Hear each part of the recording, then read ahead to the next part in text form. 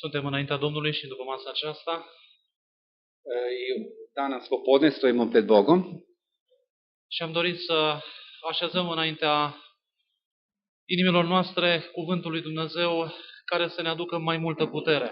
i želim da stavljamo pred nama Božju reč koji će nam dati veću silu. Trăim într-un timp al istoriei în care Domnul Iisus Hristos continuă mijlocirea din sanctuarul ceresc.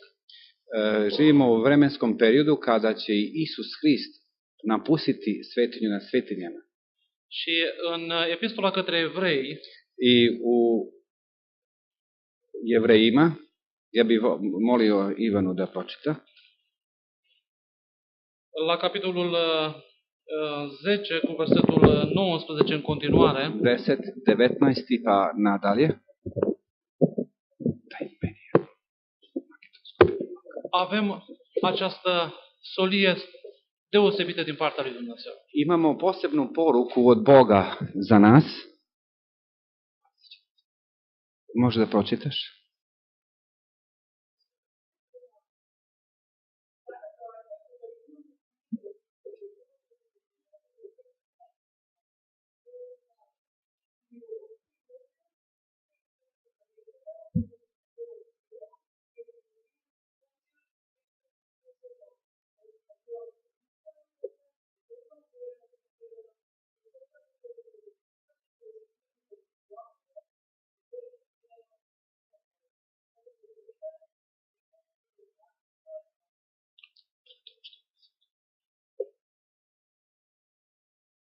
Domnul Iisus Hristos mijlocește în sanctuar, Gospod Isus, on posreduje u svetinji, na svetinjama, iar poporul său este chemat la a trăi această experiență la cea mai mare intensitate. a njegov narod je pozvan da živi ovu poruku i shvatanje na najviši nivo.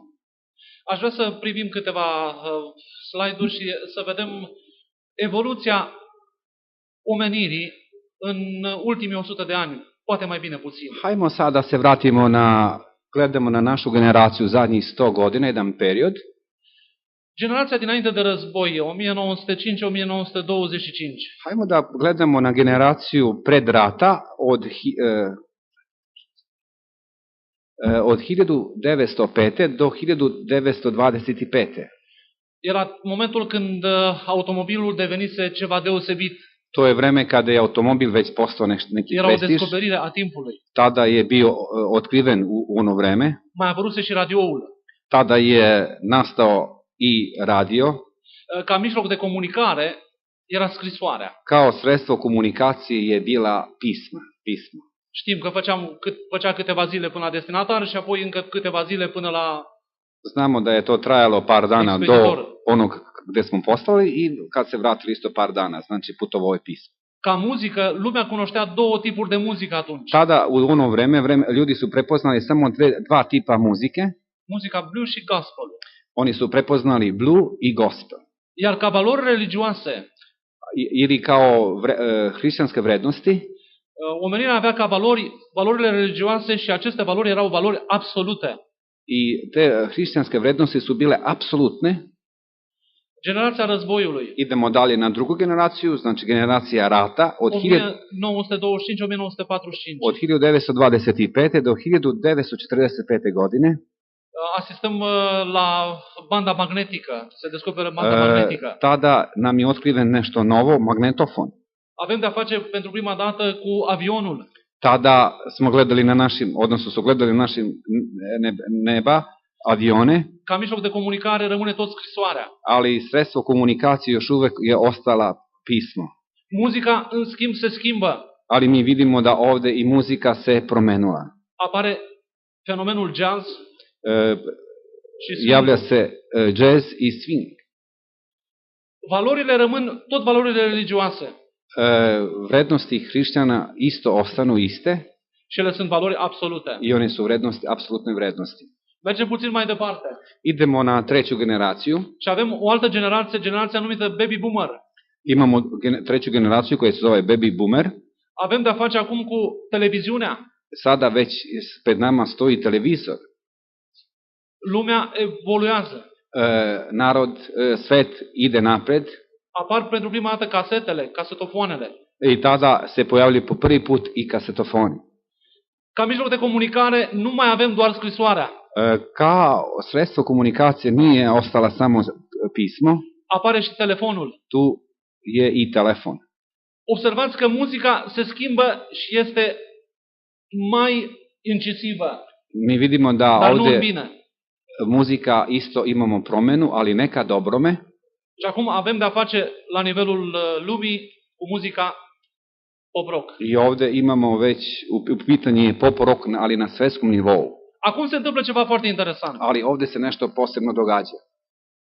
Din punct de vedere religios, U hrišćanskom pogledu, valorile seculare iau primul loc. sekularne vrednosti već preuzimaju prvo mesto Și sunt valori noi. i to su postanu kao novi temelj ili nešto novo. Tot ce a fost până atunci a fost aruncat peste bord. Sve što je bilo do tada je bilo izbačeno. Mergem puțin mai departe. Idemo na drugu generaciju, Mergem la cealaltă generație. idemo na generaciju X. Această generație 1965-1980 1965-1980. acum avem de-a face cu video, Ovdje već CD-ul. imamo video, CD, calculatorul, computerul, kompjuter, iar ca mijloc de comunicare, ali kao sredstvo komunikacije, pe lângă telefon, pored telefona pe lângă deja obosita scrisoare, să o spun în felul acesta, i pored pisma koje je vladala do sada, apare e-mailul. javlja se mail, znači elektronsko dopisivanje. Dar observați că muzica devine și mai penetrantă, mai incisivă, Ali dar nu în bine. smatramo da i muzika ovdje opet do neke promjene imamo, ali neka dobrome. Avem de-a face cu pop rock-ul și Imamo opet muzica, sa pop rockom i sa disco muzikom. avem de-a face deja cu sintetizatorul. Već imamo tu jedan problem. Valorile morale sunt valori seculare, I moralne vrednosti su već postanu kao sekularne vrednosti, dar în această generație totul este relativ. ali u ovoj generaciji sve je relativno. Fiecare poate să înțeleagă cum îi place. Svaki može da razume onako kako on misli da je dobro. I svakome neka bude tako. Toată lumea să se simte bine. Svi da se osjećate dobro, važno da ste dobri svi. Mergem puțin mai departe. Ali sada idemo dalje. Generația Y. Generacija Y, 1980-1995.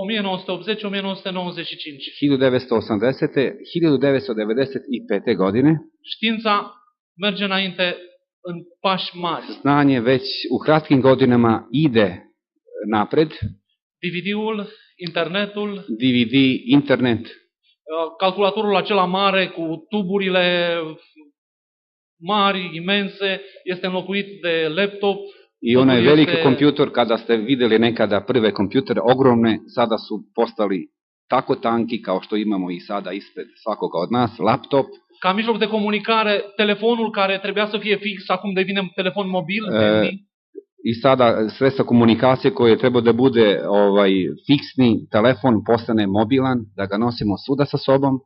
Obosita scrisoare de altă dată a răpus. I ta pisma nekada kada smo pisali već je unazad iza nas. Și avem acum scrisoare electronică. I sada već imamo elektronsko pisanje ili e-mail. În privința muzicii, totul este mai problematic. Ali u pogledu muzike mi već tonemo još dublje i dublje. De la pop rock mergem la muzica hip-hop. Ovdje od pop rocka idemo na hip-hop. Valorile sunt valori religioase. Ali vrednosti ostanu hrišćanske. Dar valorile sunt total relative. Ali vrednosti su potpuno relativne. Mergem puțin mai departe. Idemo dalje. Suntem la generația Z. Ulazimo u generaciju Z. 1995-2010. 1995. godine i 2010. Acum vorbim de rețea de internet pe orașe. Sada pričamo o mreži interneta na nivou grada. Vorbim de Blu-ray, HDTV. Pričamo o Blu-ray, o HDTV-i. Ca mijloc de comunicare, deja avem de-a face cu smartphone. Ali sredstvo komunikacije već smartphone. Ca alt mijloc de comunicare ne uităm cumva în urmă la obositul high five, I gledamo kao na high five koji je već iza nas Facebook, Twitter, toate celelalte. i sada imamo i radimo na Facebooku, na Twitteru i na ostalim sredstvima. Muzica este una foarte incisivă. I ovde imamo jedan pogled i na drugu muziku. Pop rockul rămâne și muzica electro. Pop rock, ako ste primetili da već duže vremena ostane, a ubacuje se i elektro. Valorile religioase sunt valori seculare. I hrišćanske vrednosti su u potpunosti sekularne. Mergem la ultima generație, I idemo sad na zadnju generaciju koju smo sada, numită generația Alfa. i zvana generacija Alfa. Dacă privim în generația Alfa, putem să spunem un singur lucru. Ako gledamo ovu generaciju, možemo jednu stvar samo da kažemo. Totul este online. Sve je online. În privința comunicării, nimeni nu știe ce va mai fi mai departe. U pogledu komunikacije više niko od nas sad ne može šta će se dogoditi sutra. Cu privire la muzică, Kada gledamo na muziku, cu privire la credință, kada gledamo na veru, privim la Domnul Iisus Hristos kada gledamo na Isa Hrista, și Mântuitorul spune un singur lucru. a Isus Hrist kaže jedinu stvar. Când voi veni eu, Kada ću ja doći, voi găsi credință pe pământ? da li ću naći veru na zemlji? În aceste condiții, U takvim uslovima, când în timp de 6-7 generații unazad koji smo nabrali 5-6 generacija, au avut loc schimbări atât de marcante, imali smo takve radikalne te promene, ce trebuie să facă poporul lui Dumnezeu? šta Božja deca treba da čine? Aș vrea să accentuez încă un lucru foarte interesant din această mișcare a generațiilor. Hoću da stavljamo još neki akcenat na sve ove generacije.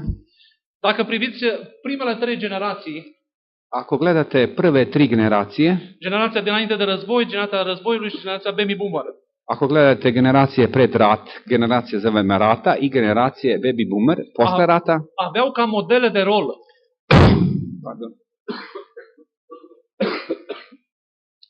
oni su imali kao model svoje, ne roditelj, nego bake i deke, kao model.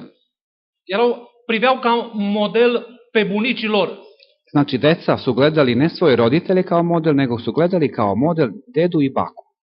Aceste generații aveau un fel de a trăi în genul acesta.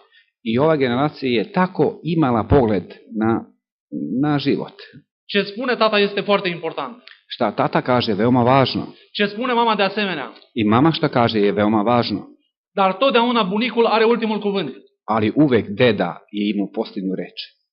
În aceste generații, I u ovim 3 generacije, bunicul și bunica deda i baka, încheiau orice convorbire. oni su završili bilo koji dogovor. Mi-amintesc de rudele mele care le am într-un sat apropiat de localitatea în care locuiesc. Sećam se mojih rodbina koji žive blizu mene. Când eram copil, undeva la 12-14 ani, Kada sam bio dete otprilike 12-13 godina, mergeam la ei. Uvek sam išao i voleo sam da idem kod njih. Și în aceeași casă, o casă destul de mare, u toj kući, koja je bila dosta velika kuća, trăiau 3 generații. su živeli 3 generacije u jednoj kući. Bunici, părinți și copii. Znači, deda, tata i deca. De câte ori am fost la dânsii? Koliko puta sam išao kod njih? Totdeauna am văzut că bunica scotea banii și să trimită pe cineva să cumpere ceva. Uvek mi je ostalo u pamćenju zato što ta baka, stara, najstarija, uvek je vadila novčanik i ona je delila novac kome i šta treba da se toku dana troši. Dacă bunica spunea că nu se cumpără, nu se cumpăra. Ako je baka, sećam se kao dete, da je rekla da ne treba ništa danas da trošimo, niko nije imao reći da će tražite novac da nešto kupuju. Acela era modelul generațiilor de atunci. To je bio taj model generacije tada. Dacă observați următoarele generații, generația X și Y. Ako obratite pažnju na generaciju X i generacija Y, au ca model de rol părinții. Oni imaju kao model svoje roditelji. În această generație ce spune tata și mama este important. Ova generacija što tata i mama kaže, to je amin. Bunicul și bunica au cam trecut. Deda i baka već su stari, već su odradili svoje. nu mai au nicio relevanță. Nemaju nikakvu jačinu ili kako da kažem autoritet, hvala lepo. Aceasta este profilul acestor două tipuri de generații. I to je profil ove dve generacije koje možete popratiti tu gore. Dar mergem mai aproape de noi, Idemo sad bliže nas. în generația Z și în generația Alpha. Generacija Z od 1995. Modelul de rol sunt ceilalți copii. Do generacije Alfa model ili primjer jeste našoj deci druga deca ili deca sa ulice. Mi-amintesc că băiețelul nostru avea vreo 9-10 anișori. Sećam se kada je naše dete imalo otprilike oko 10 godina. Era în clasele primare încă. On je bio išao u osnovnoj školi. Și a mers la școală cu un ghiozdan care o avea o anumită poză pe ghiozdan. Imao jedan ranac koji je išao i na tom rancu imao neku sliku. Și într-o zi vine la soția și la mine. I jednog dana obraća se meni i mojoj ženi. Și spune, eu nu mai merg cu ghiozdanul acesta la școală. Ja više sa ovim rancima, ja neću više da idem sutra u školu. Toți copiii râd de mine. Svi se smeju od mene. Nu le place la copii poza care o am pe ghiozdan. Jer deci ne sviđa se slika koju ja imam na mom rancu. Ați observat schimbarea care se produce? Da ste obratili pažnju na promenu koja se ovde događa? Este o generație care are în atenție doar ce spun ceilalți copii. To je generacija koja obraća pažnju samo na onu drugu decu, ne više na roditelji ili na baki i deke. Tata și mama nu mai are nicio relevanță. Tata i mama više nema nikakvu ulogu. Bunicii nici atât. Dedovi i bake nikako. Și acum toate lucrurile se așează după dorința celor mici. I sada sve se ugađa onome najmlađem. Ce se întâmplă? Šta se događa? Ceea ce vă arăt pe ecran este un studiu făcut în urmă cu aproape 20 de ani. Ovo je jedan studio ili jedna statistika koja je rađena pre 20 godina. Anii 1990 și anii 2000. Godine 1990 i 2000. Este realizat pe un eșantion de 15.000-20.000 de tineri. Tu su uključeni oko 20.000 mladih. 96% dintre ei se declară religioși. Vidite ovde, 96% od njih se izjave da su hrišćani. Doar 29% mai citesc Biblia. Oko 29% njih čitaju Bibliju. Doar 6% mai citesc scrierile spiritului profetic. 6% od njih čitaju spise duha proroštva. Și doar 21% mai participă la un altar de dimineață și de seară în familie. I samo 21% prisustvuju na jutarnji ili na večernju bogosluženju familijarno. Mă întreb care ar fi realitatea astăzi, după ce au mai trecut încă cel puțin 10 ani de atunci. I pitam se kako je realnost danas kada je prošlo još 15 godina. Ce trebuie să facem? Šta treba da činimo? Avem un pasaj înaintea noastră.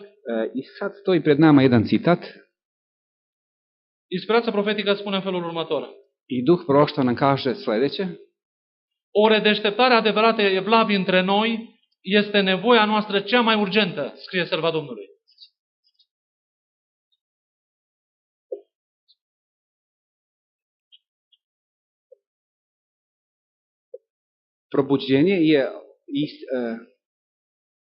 Probuđenje koje treba da se događa među nama jeste naša potreba jako hitne, najhitnije, bravo. Da. A căuta această redeșteptare Da tražimo ovo probuđenje, ar trebui să fie prima noastră lucrare. To bi trebalo da bude prvo u nama što bi trebali da radimo. Următorul pasaj. I sledeći citat.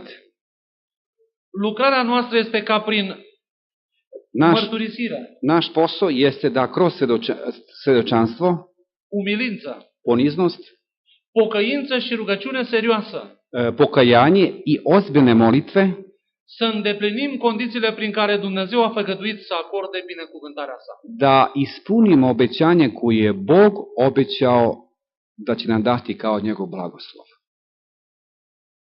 Aceasta este chemarea lui Dumnezeu pentru fiecare dintre noi. Ovo je poziv Boži svakome od nas. Mărturisire, Da svedočimo, umilință, da se ponizimo, pocăință și rugăciune. pokajanje i ozbiljne molitve. Următorul pasaj. I sljedeći pasaž, citat, Aș vrea să privim această imagine. volio bi da gledamo ovu sliku. În mijlocul lumii, U sredini naroda Dumnezeu a pus un popor je metnuo jedan narod și acela s-a numit Israel. i taj narod se zvao Izrael. În mijlocul lui Israel a pus un sanctuar. I u sredini tog naroda je stavio jedan svetilište În mijlocul sanctuarului a pus un chivot. i u tom svetilištu je stavio jedan kivot ili oltar. În mijlocul chivotului a pus legea celor 10 porunci. I u tom, kako se kaže to, kovčegu, hvala vam lepo, je metno 10 zapovesti. În mijlocul celor 10 porunci este sabatul. I u sredini te 10 zapovesti stoji subota. În mijlocul sabatului este închinarea. I u sred subote, 4. zapovesti, stoji klanjanje ili kome se klanjamo. Și centrul închinării este o persoană. I u centru našeg klanjanja stoji jedna osoba. Domnul Iisus Hristos. Sam naš Isus Hrist. Am înțeles rolul pentru care Dumnezeu a pus această așezare a sanctuarului. Da li smo razumeli cilj zašto je Bog metnuo po ovom redosledu?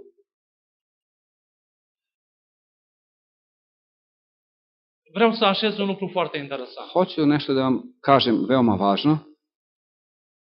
Sanctuarul unei păsări este scorbura. Svetinja nad svetinjama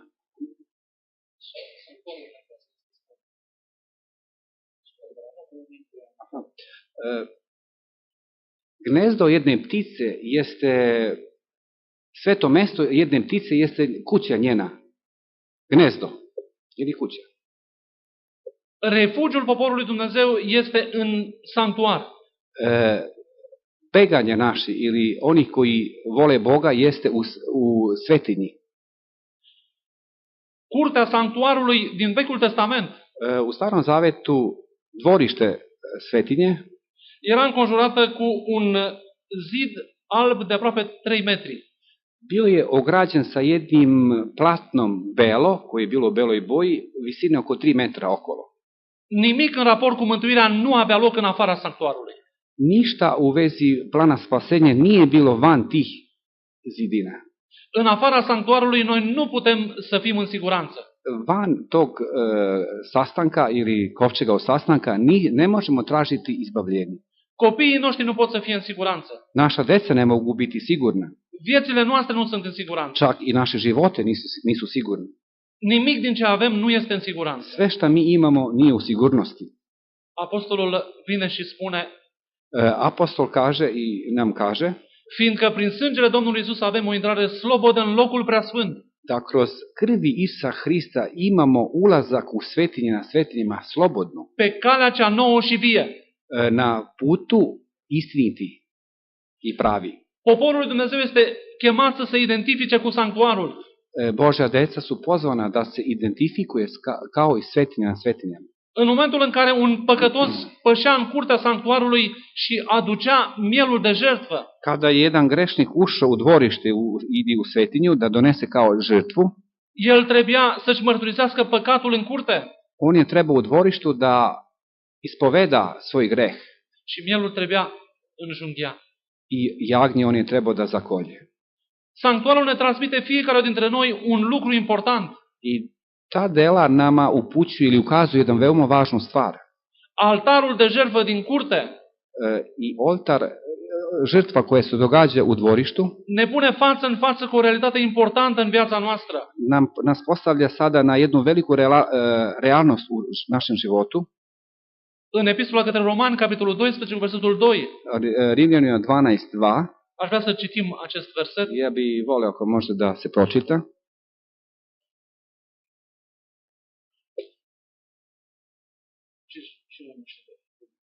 I prvi i drugi stih Rimljana 12.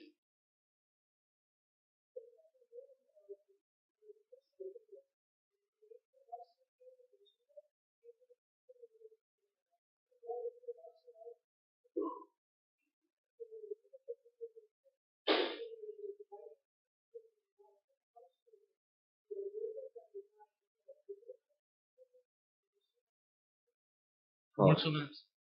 Trebuie să aducem trupurile noastre ca o jertfă vie. Treba da iznesemo Bogu naša tela kao jedan dar ili žrtvu jednu. Aceasta înseamnă predare totală. A šta to znači? To znači da se predamo u potpunosti.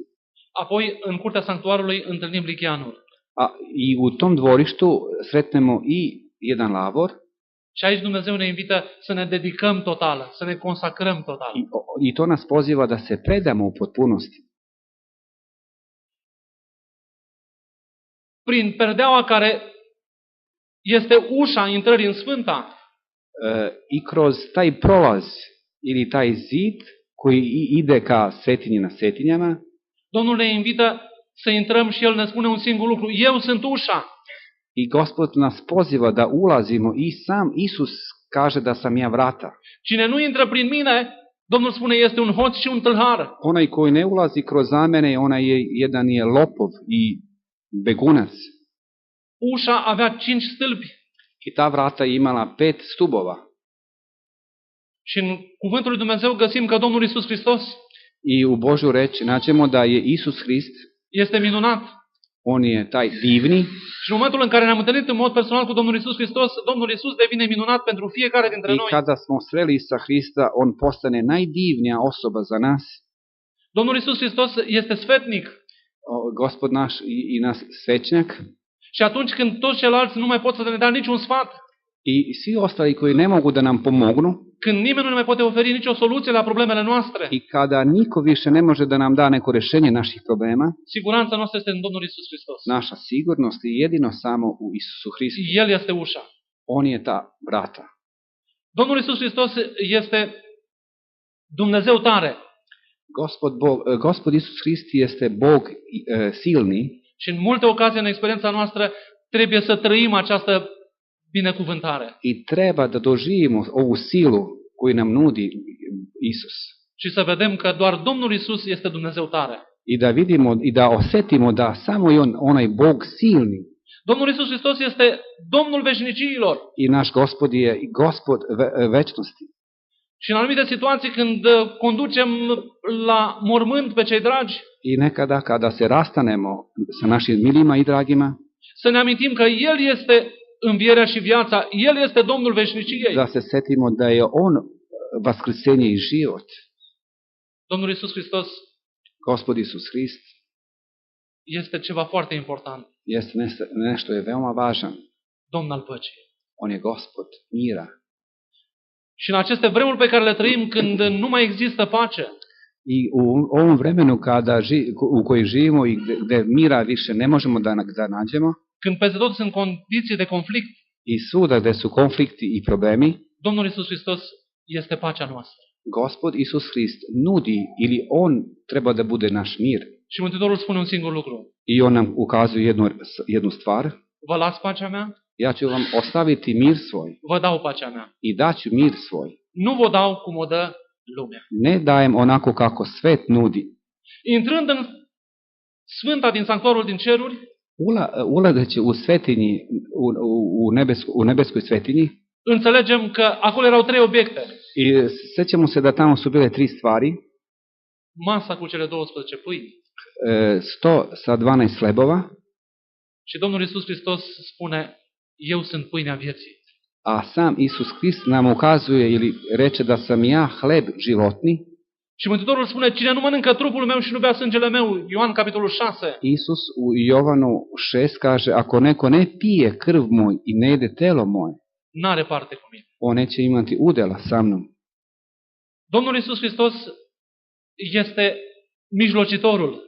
Gospod Isus Hrist je naš posrednik. Și vedem că altarul tămâierii I vidimo da na oltaru reprezintă identificarea poporului Dumnezeu cu rugăciunea, cu predstavlja mijlocirea. Božeg naroda koji se moli. Domnul Iisus Hristos este lumina lumii. Gospod Isus Hrist je videlo svetu Și Domnul Iisus spune un singur lucru: voi sunteți lumina lumii. i on se obraća nama i kaže, vi ste videlo svetu. În imagine avem sugestiv un pom cu cele 3 rădăcini importante. Ispred nas stoji jedno stablo, kao što vidite tu na zidu, sa 3 duboka korenja. Rugăciune, Kao što možemo vidjeti, to je molitva, studiul Bibliei, znači studiranje Bože reči a spiritului profetic i duh prošta, naravno, și mijlocire, i svedočanstvo, mărturisire. ili posredovanje i svedočanstvo. Aș vrea să privim încă un slide. I gledat ćemo sada još sljedeći slajd. În Efeseni, capitolul 5, versetul 27. Efesima 5:27. Să citim acest verset. Da slušamo i ovaj stih.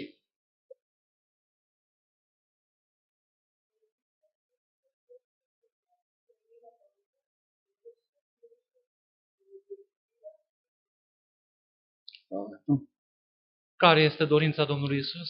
Koja je Gospodnja želja? Să poată să înfățișeze înaintea Tatălui Da može da iznes pred Ocem o biserică slăvită, jednu slavljenu crkvu, fără pată, bez mana, fără zbârcitură, bez ikakvih posljedica zla sau altceva de felul acesta, ili nešto drugo u tom pogledu, ci sfântă și fără prihan. nego da bude sveta i bez mana. Apostolul spune atât de frumos, Apostol ovdje nam ukazuje ili ilustruje tako lepo, fiindcă avem o intrare slobodă în locul preasfânt. zato što imamo slobodni ulaz u svetinje Prin credință. svetinjama kroz veru, Să ne apropiem cu inimă curată da se približimo s čistim srcem. și aș vrea să aduc înaintea dumneavoastră două pasaje din Cartea Experiențe și Viziuni. I volio bih sad da čitamo dva citata iz knjige Rane spisi i molim Zorana, je tako, da pročita na 39. stranu tamo gdje je obeleženo. În capitolul Sigilarea, U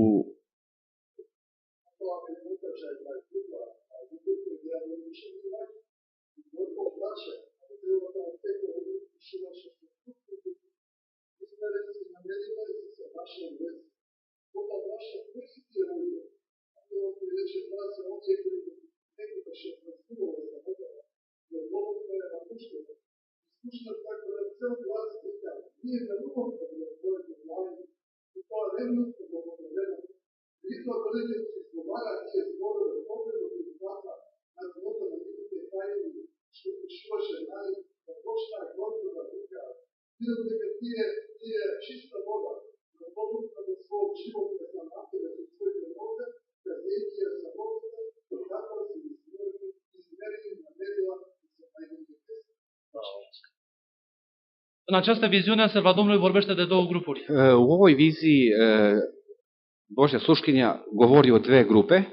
Un grup care se identifică cu Domnul Isus Hristos în lucrarea de mijlocire, Jedna grupa koja se identifikuju kao Isus Hrist u pogledu posredovanja, care înțelege lucrarea de sigilare, koji razume vreme zapečaćenja, care este preocupat de această mijlocire a Domnului Isus în sanctuar, koji je preokupiran sa ovim stvarima koje Isus čini u svetinji, și despre ei ni se spune că vor fi umpluți cu Duhul Sfânt. i za njih ovdje nam ukazuje da oni će biti ili dato im je Duh Boži, Iar despre o altă grupă ni se spune ali ovdje vidimo i drugu grupu, că au fost cântăriți da su bili izmereni în cântarul cerului na nebeskoj vagi și au fost găsiți prea ușor. i našli su se veoma laki. Diferența dintre cele două grupe Razlika između ove dve grupe este raportarea lor la lucrarea Domnului Hristos în sanctuar. to je njihov način interpretiranja Hristovog dela danas u svetinji na svetinjama. Aș vrea să mai facem trimitere și la cel de-al doilea pasaj din I cartea volio bih da Experiențe. idemo dalje sada i da nađemo na 59. strani, ako može da Zoran da čita.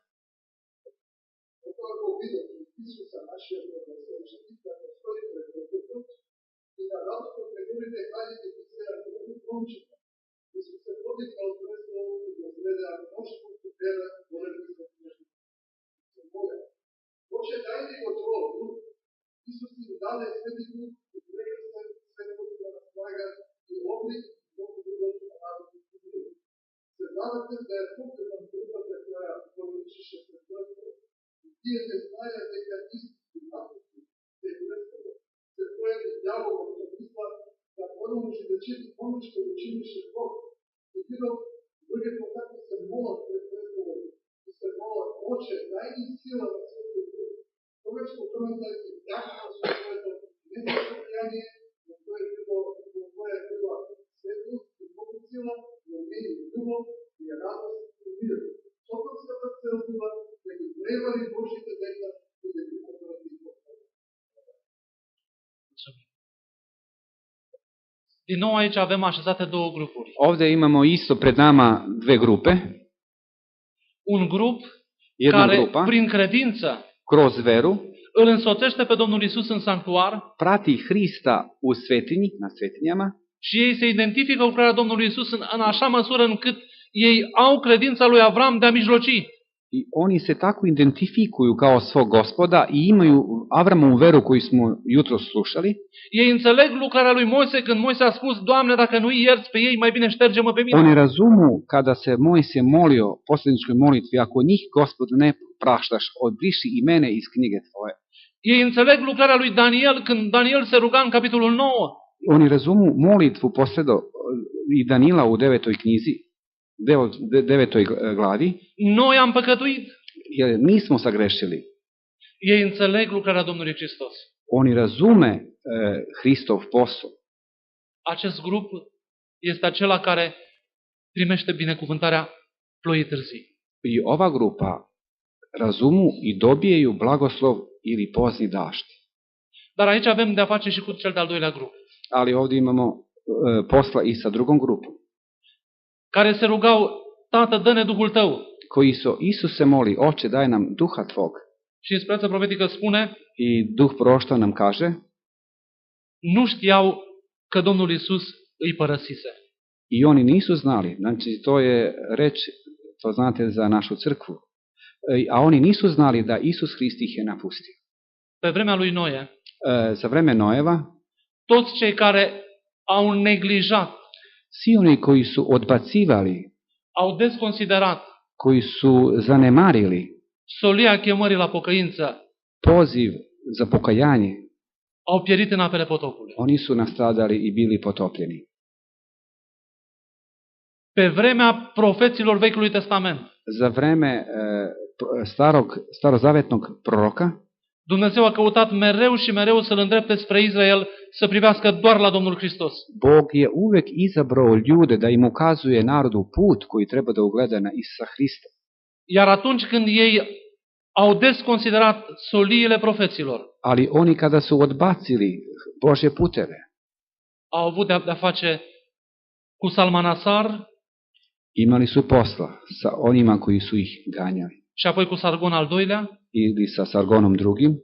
și Dumnezeu a îngăduit ca 10 regate să fie duse în robie de unde nu se mai întorc. I Gospod je dozvolio da 10 plemena idu ropstvo i da se nikada više ne vrate. Dumnezeu a îngăduit ca cele 2 regate ale lui Iuda I Gospod je dozvolio da ta dva ostala plemena să meargă în robia babiloniană da ide u vavilonsko ropstvo pentru un timp. za jedno vreme. Pe vremea Domnului Hristos, Za vreme Isusa Hrista, toți cei care n-au luat seama la profețiile Vechiului Testament, care arătau spre venirea lui Mesia, svi oni koji nisu obratili pažnju na spise Staroga Zaveta, koji su upućivali na Mesiju, na Isus Hrist, nu l-au putut recunoaște. oni nisu mogli da ga prepoznaju. Pentru că Domnul Isus n-a venit după dorința și tiparul lor. Zato što Isus Hrist nije došao po njihovom modelu ili običaju. În anii 1843-1844 scrie serva Domnului, U 1843. ili 1844. godine duh prošta piše, toți aceia care n-au înțeles lucrarea lui Dumnezeu din sanctuar, svi oni koji nisu razumeli Božji posao u svetinji și nu s-au identificat cu Domnul Isus i în nisu această se lucrare, identifikovali kao Isus Hrist u ovom pozivu ili u ovom poslu, curățindu-și viața de orice întinăciune a cărnii și a Duhului, da tom žrtvom i da ostavi greh i da se potpuno preda, au fost lăsați în urmă. oni su bili ostavljeni. E o lecție mare pentru timpul care îl trăim astăzi. To je jedna veoma lekcija za nas danas koji živimo u ovom vremenu. Vestea cea mare pentru fiecare dintre noi în seara aceasta este următoarea. Najveća i najbolja vest koju mogu da vam kažem večeras, Și aș vrea să închei recitind încă o dată aceste gânduri din Epistola către Evrei. I volio bi da čitamo ponovo u Jevrejima, Deci, prin sângele Domnului Isus,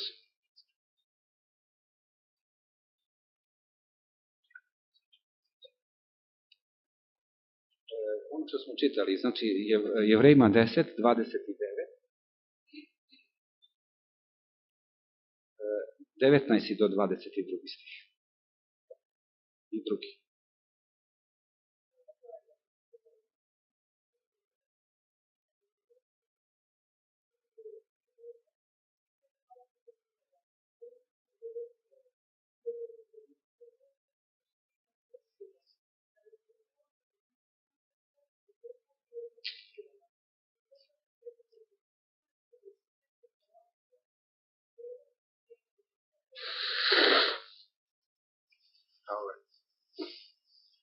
este o veste deosebit de importantă.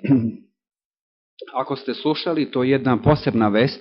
Domnul Isus ne iubește atât de mult, Gospod Bog nas toliko ljubi, încât ne invită și în acest timp pe care îl trăim i danas u ovom vremenu u kome mi živimo nas poziva să privim la lucrarea Lui din sanctuar, da gledamo njega u svetinji na svetinji. să ne identificăm cu mijlocirea Lui, Da se identifikujemo kao njegovo posredovanje. să ne despărțim de orice întinăciune a cărnii și a Duhului, Da se odvojimo od bilo koje telesne želji ili probleme și să stăm înaintea Lui i da možemo tako stati pred njim cu o inimă curată. sa jednim čistim srcem. În cartea Apocalipse spune că nimic întinat nu va intra în Cetatea Sfântă. U Jovanu, u otkrivenju Bogoslova, kaže da niko koji je nečist neće moći stati pred njim. Iar prin profetul Ieremia Dumnezeu spune I u Jeremiji nam ukazuje despre aceia de poporul lui Dumnezeu care îl recunosc pe Domnul Isus ca mijlocitor al lor, oni koji prihvate Hrista kao svog posrednika îl vor numi Domnul neprihănirea noastră. i zvaće ga Gospod, kako da se ne prihnire, Neprihănirea. Gospod veličanstveni naš, ili čisti Gospod naš, tako u tom sad ne mogu da se setim, ili Gospod pravda, ne, drugi izraz, ali sad u tom smislu, Să ne apropiem cu credință deplină. i da se približimo sa u potpunosti njemu. Domnul Isus stă față în față cu o persoană care spune: cred, Doamne, ajută-ne credinței mele. I Gospod hoće da stoji ispred svakoga od nas i da kaže: Gospode, pomozi mom neverovanju. Și îl vedem pe Mântuitorul în o anumită situație I gledamo i Hrista u ovoj situaciji în care spune: koji će nam reći nici în Israel n-am găsit o credință așa de mare. da ni u celom Izraelu nisam našao takvu veru. Cu inimile stropite și curățite de un cuget rău, Sa dušama potopljena u krvi.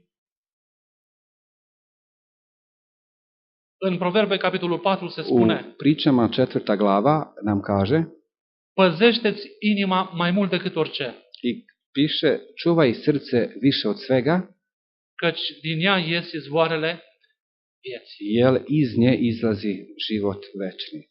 Dacă izvorul este amar, Ako je naš izvor tako gorak, cum e viața? kako onda možemo da gledamo na naš život? Și ultimul gând, I zadnje misli, cu trupul spălat cu sa apă, očišćenom telom, sa jednom u čistoj vodi.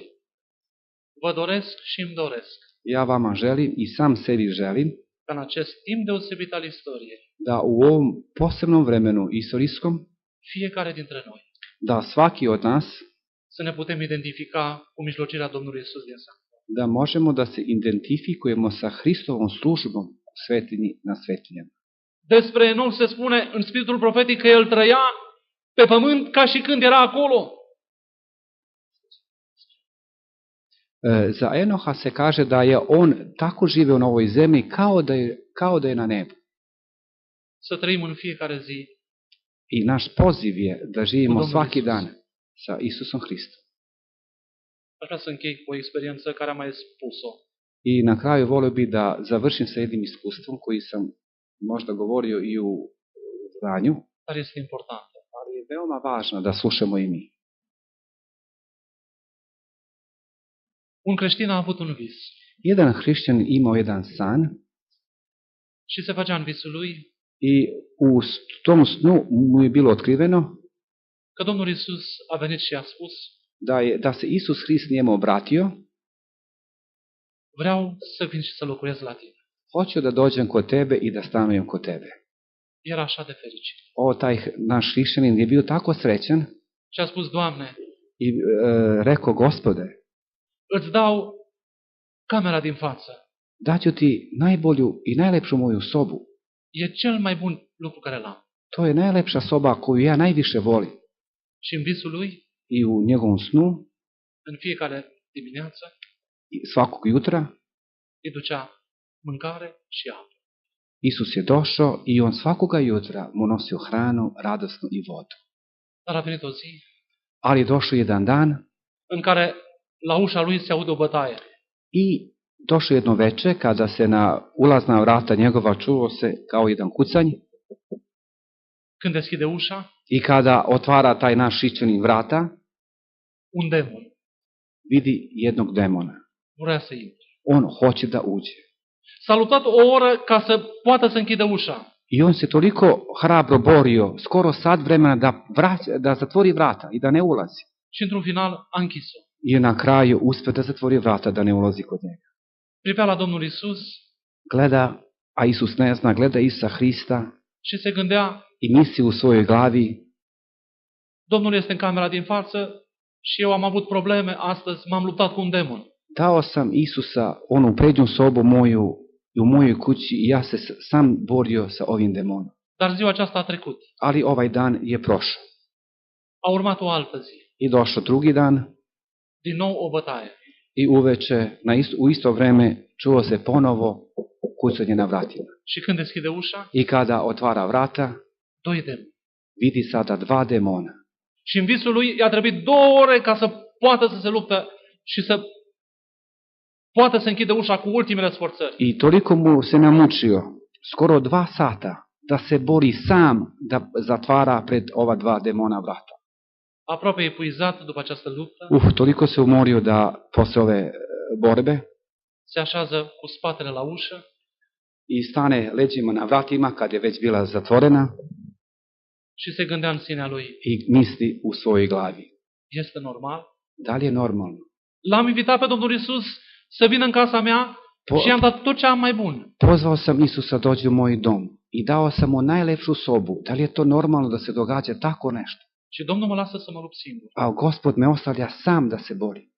Dar în timp ce gândea la lucrurile acestea, I kada je stao sa leđima na vratima i kada je mislio o ovom svemu a auzit din spatele ușii: i čuo je od onih iza vrata: mâine va veni stăpânul nostru. sutra zvaćemo našeg šefa da dođe. Vă rog să luați ca un vis ceea ce spun. Mislite kao da je jedan san, ovo nemojte u stvarnosti.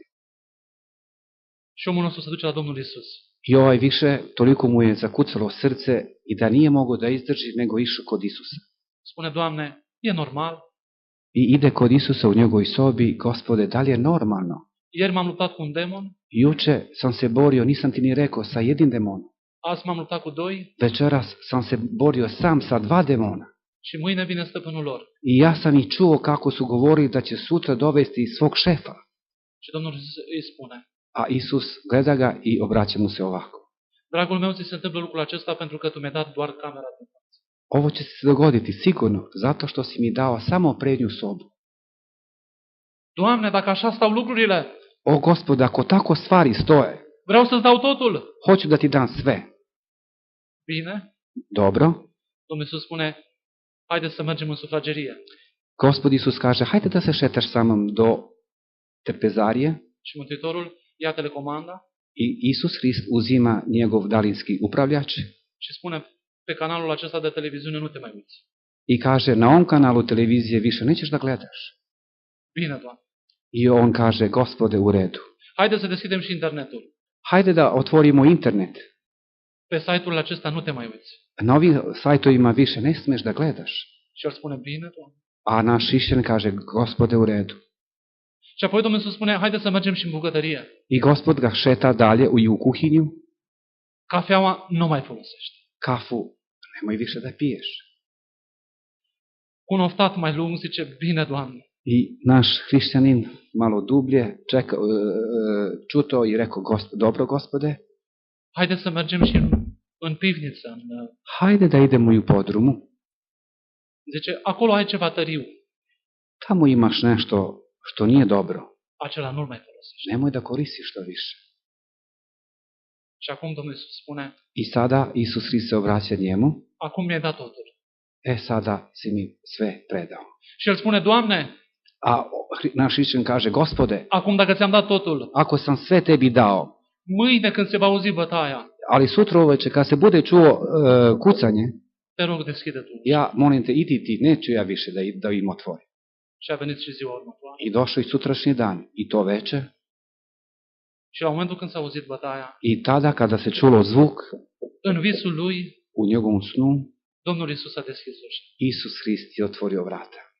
Din cealaltă parte a ușii s-a auzit doar cuvintele. I sa one strane vrata čuli su samo reči, Îmi pare rău, am greșit adresa. izvinite, mi smo izgleda pogrešili adresu.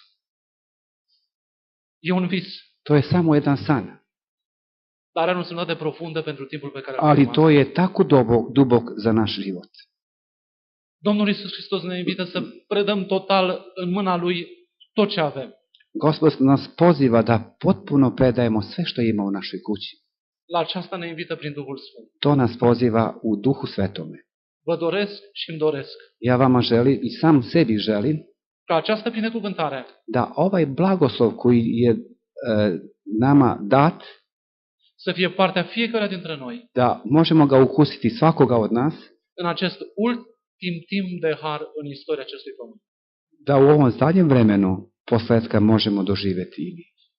Și Apostolul spune, I apostol kaže, iar acelui ce poate să vă păzească de orice cădere, onaj koji može da vas sačuva od bilo kog pada, a Lui să fie slava, njemu da bude slava, acum și în toți vecii. od sada pa u večnosti. Amin. Amin.